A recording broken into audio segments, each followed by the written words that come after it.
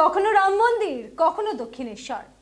রাজনীতি নয়, এ যেন ধর্মের খেলা। ধর্মের নামে কিভাবে ভোট ব্যাংক পেতে হবে, মরিয়ার চেষ্টা এখন রাজনৈতিক ব্যক্তিত্বদের, তাই তো? একদমই তাই। এবং আমি সাম্প্রতিক সময় এটাও লক্ষ্য করে দেখলাম, এবং শ্বেতা তুমিও লক্ষ্য করেছো বা আমাদের ভিউয়ার্সও লক্ষ্য করেছে, যে রাম মন্দিরের যত সময়টা এগিয়ে আসছে, রাম মন্দির উদ্বোধনের যত সময়টা এগিয়ে আসছে, ততই যেন মন্দির নিয়ে, সেটা আমাদের রাজ্যে বলো, সেটা আমাদের দেশে বলো, মন্দির রাজনীতি, এক কথাতে এই একটা নতুন শব্দ যেন ইউজ করা যায়, মন্দির রাজনীতি।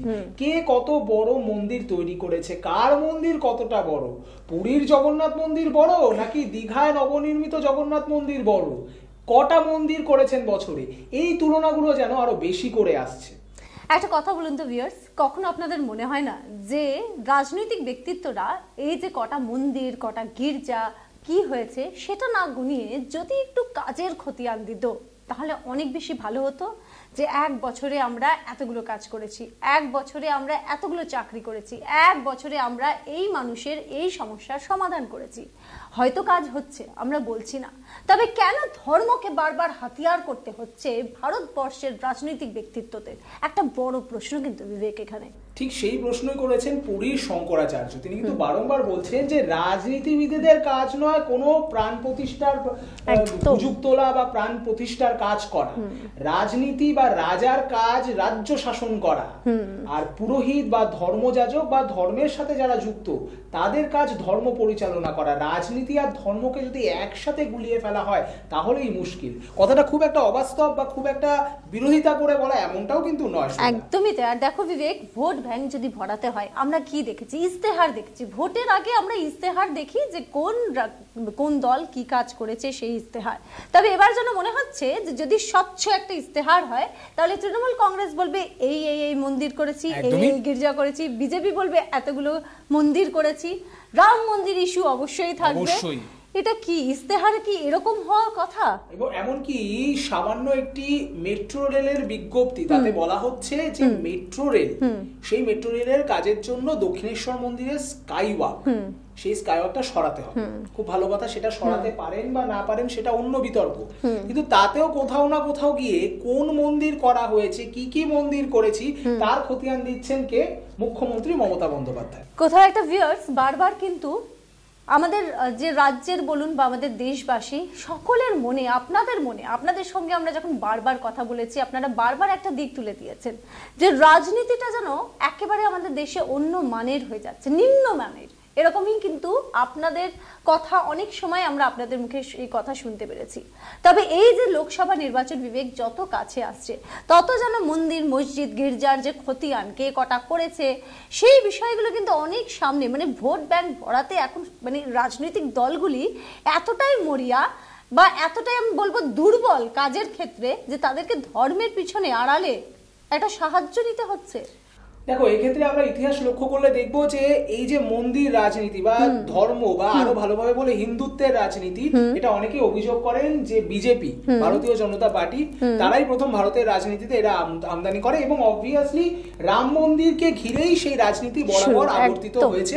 এমনকি বিজেপির ক্ষমতায় আসা বা ক্ষমতা দখল করার ক্ষেত্রেও এই ভাবাবেগটা অনেকটা কাজ করেছে, এটা মানে অনস্বীকার্য। আমরা দেখেছি রথযাত্রা, রাম মন্দিরের রাম আবেগকে নিয়ে রথযাত্রা, আমরা পরবর্তীকালে এখনো দেখছি সেই রাম মন্দির যাকে দিয়ে এতটা প্রজন্মের পর প্রজন্ম একটা প্রবাহ চলে এসেছে, সেই প্রবাহের শেষ হয়েও যেন হচ্ছে না। অর্থাৎ রাম মন্দির নির্মাণ, এবার সেই নির্মাণটা কে করেছে? আর সেখান থেকেই বিরোধীরাও কিন্তু এবার হাতিয়ার সেই একই পথের পথিক যেন হয়ে যাচ্ছে। মমতা বন্দ্যোপাধ্যায় আজকে একটি সম্মেলন করেছেন, সাংবাদিক সম্মেলন করেছেন, যেখানে তিনি 22 তারিখ নিয়ে একটা কর্মসূচির ব্যাখ্যা দিয়েছেন, বা বলতে পারি যে আজকে তিনি বলেছেন যে একটা কর্মসূচি নেওয়া হবে। কি সেটা?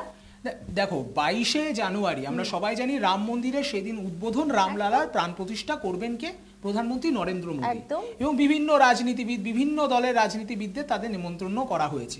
মমতা বন্দ্যোপাধ্যায়ের যেটা বক্তব্য যে এই বিষয়ে বিভিন্ন সময় তাকে প্রশ্ন করা হয়েছে, আজকে তিনি তার উত্তরটা দিতে চান। তিনি কি উত্তর দিয়েছেন? 22শে জানুয়ারি হাজরা মোড় থেকে পার্ক সার্কাস মোড় অবধি, পার্ক সার্কাস ময়দান অবধি একটি সম্প্রীতি পদযাত্রা হবে। সেখানে বিভিন্ন ধর্মের, হিন্দু, বৌদ্ধ, খ্রিস্টান, জৈন, মুসলমান, সমস্ত ধর্মের, সর্বধর্মের লোকজন থাকবেন। এবং যেটা বলা হচ্ছে কালী মন্দির থেকে শুরু করে, গুরুদ্বারা থেকে শুরু করে, পথে যে গির্জা রয়েছে সবকিছুকে ছুঁয়ে এই মিছিল যাবে এবং সেটা গিয়ে সম্মিলিত হবে পার্ক সার্কাস ময়দানে। অপরদিকে শুধু কলকাতাতেই নয়, জেলায় জেলায়, ব্লকে ব্লকে সম্প্রীতির বার্তা দিতে কিন্তু ডাক দিয়েছেন মুখ্যমন্ত্রী মমতা বন্দ্যোপাধ্যায়। মানে কোমর বেঁধে তৃণমূল কংগ্রেস পাল্টা অযোধ্যায় যখন চলবে সেই মহাপুজো, সেই মন্দিরে থাকবে সকলের আকর্ষণ, ঠিক তখন বাংলায় মমতা বন্দ্যোপাধ্যায় তার দলকে নিয়ে একটা বিশেষ কর্মসূচির কথা বলেছেন। কি বলেছেন তিনি শুনে নেব একবার। 22শে জানুয়ারিও আমরা, এটা কিন্তু আমার দলের প্রোগ্রাম, আমি নিজে একটা র্যালি করব। আমি প্রথমে নিজে কালী মন্দিরে যাব, ওটা সবাই যাবে না। আমি মা কালীকে পুজো দিয়ে হাজরা থেকে সর্বধর্মের মানুষকে নিয়ে মিছিল করে পার্ক সার্কাস ময়দানে গিয়ে আমরা একটা মিটিং করব।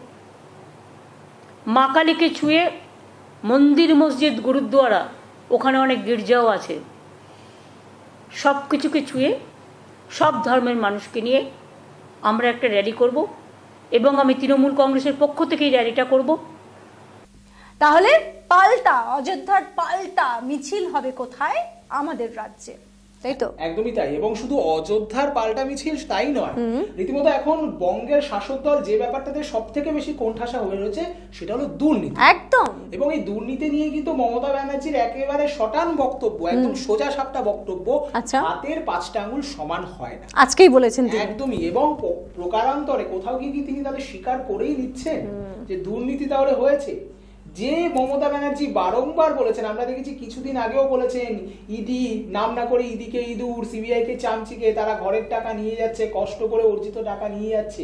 আজকে সেই জায়গা থেকে শটাং ঘুরে হাতের 5টা আঙুল সমান হয় না, তার মানে একদম তো তাই তো। এই তুমি যে কথাটা বলছো তাতে করে এক প্রকার বলাই যেতে পারে যে না বলেও অনেক কথা বলে দেওয়া। তবে তুমি কি বলেছেন সবার আগে সেটা আমরা একসঙ্গে শুনে নিই। চলো। এজেন্সিরা আজ বাঁচাচ্ছে, ওদের বাড়িগুলো রেড করলে দেখবেন তৃণমূল কংগ্রেস যা করেছে। যদি কেউ দেখুন, 100 জনের মধ্যে আমার 5টা আঙুলের মধ্যে একটা আঙুল আমার কেটে যেতে পারে একটা ছোট্ট ঘটনার জন্য।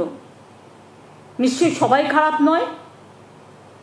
আজ পর্যন্ত আমায় যদি কেউ বলেন আমি 1 পয়সায় চায়ের দোকানে চা খেয়েছি, নিজে পয়সা দিইনি, আমি ছেড়ে দেবো। আমি যেদিন থেকে চিফ মিনিস্টার হয়েছে 1 পয়সা মাইনে নিই না। মমতা বন্দ্যোপাধ্যায় শুনলেন কি বলেছেন, আর সেখানে দুর্নীতি থেকে কোনো আপোষ তিনি করবেন না, স্পষ্ট বার্তা। শুধু তাই নয়, আজকে কড়া বার্তাও দিয়েছেন তিনি, তাই তো? কাকে দিয়েছেন? একদমই তাই। মমতা ব্যানার্জির কিন্তু এখন একদম সোজাসুজি বক্তব্য যে তার যে কর্মচারীরা রয়েছেন, বিশেষ করে উচ্চপদস্থ সরকারি কর্মচারীরা এবং নিচুতলার সরকারি কর্মচারী, মানে প্রশাসনিক কর্মচারী, আচ্ছা, তাদের মধ্যে অনেকেই আছেন যারা দীর্ঘসূত্রিতা করেন বিভিন্ন কাজে, লোকজনকে ঘোরাতে পছন্দ করেন। তাদের জন্যই বিভিন্ন মানুষ বিভিন্ন সরকারি পরিষেবা সরকারের সদিচ্ছা থাকলেও ঠিকঠাক মতো পাচ্ছেন না। আর সেই কারণেই এবার দুয়ারে সরকারের মতো পাড়ায় পাড়ায় সমাধানের যে প্রকল্প, সেটাকে আরো একবার চালু করা হবে এবং পাড়ায় পাড়ায় যারা লক্ষ্মীর ভান্ডার থেকে শুরু করে বিভিন্ন সরকারি প্রকল্প যারা সুবিধা এখনো পাননি বলে দাবি, তারা যেন অনায়াসে সেই সুবিধা পান। আচ্ছা, তার মানে এক প্রকার হুঁশিয়ারিও দিয়েছেন মমতা বন্দ্যোপাধ্যায়। একদমই। কি বলেছেন মমতা বন্দ্যোপাধ্যায় শুনে নেব একবার। কাজটা হয়নি। নিচু তলায় কিছু লোক তো আছে, আপনারা জানেন। উপরতলাতেও যেমন কিছু একাংশ আছে, নিচু তলাতেও একাংশ আছে, কাজ না করে মানুষকে বারবার করে ঘোরায়। তাই আমরা আবার একটা পাড়ায় পাড়ায় সমাধানের মতো প্রত্যেকটা পোলিং স্টেশন অনুযায়ী আমাদের 3 জন করে অফিসাররা বসবে। যদি কারো শংসাপত্র নিয়ে কোনো অভিযোগ থাকে জানাবেন দয়া করে। তাহলে আসন্ন লোকসভা নির্বাচন, আর একদিকে হাতিয়ার ধর্ম, অন্যদিকে দুর্নীতিকে দমন করার চেষ্টা মমতা বন্দ্যোপাধ্যায়ের, আর অন্যদিকে দিল্লির দরবারে চেষ্টা চলছে মরিয়া। গোটা দেশ জুড়ে যাতে মোদির জায়গা আবারও হয়, সে পুরো দমে প্রচেষ্টা চালাচ্ছে বিজেপি। তাই তো? একদমই তাই। এবং শ্বেতা, আরেকটা জিনিস উল্লেখ করার মতো, রেলমন্ত্রী থাকাকালীন তার কি কি সাফল্যের খতিয়ান সেটাও কিন্তু তিনি আজকে দিয়েছেন, এবং নাম না করে তার রেল মন্ত্রক থেকে পদত্যাগ করার পরবর্তী যে রেলমন্ত্রী নীতিশ কুমারকেও আজকে একটা বিষয় তিনি খোঁচা দিতে বলেননি, ধানবাদ ডিভিশন আলাদা করবার জন্য সেই রেলমন্ত্রী, প্রাক্তন রেলমন্ত্রী নীতিশ কুমার, যিনি এই মুহূর্তে তার অন্যতম জোট সঙ্গীও বলা যায়, তাকেও কিন্তু খোঁচা দিয়েছেন। অর্থাৎ এক সাংবাদিক সম্মেলনে শ্বেতা সব ঢিলের পাখি মেরে দিয়েছে। একদমই তাই। আর সামনেই রয়েছে লোকসভা নির্বাচন, সেক্ষেত্রে কোন দল কটা ছক্কা হাঁকাবে সেই সিদ্ধান্ত তো আপনাদের হাতেই, জনতা জনার্দন। অবশ্যই কমেন্ট করে জানাবেন আপনাদের মতামত, আর এই অনুষ্ঠানটি আপনাদের কেমন লাগলো অবশ্যই কমেন্ট করে জানাবেন। আর কোন বিষয় নিয়ে আপনারা ডিজিটাল খবরিলাল থেকে খবর চাইছেন অবশ্যই দেখতে থাকুন ডিজিটাল খবরিলাল, কারণ ডিজিটাল খবরিলাল মানে খবর আপনাদের, নজর আমাদের। ডিজিটাল খবরিলাল, খবর আপনাদের, নজর আমাদের।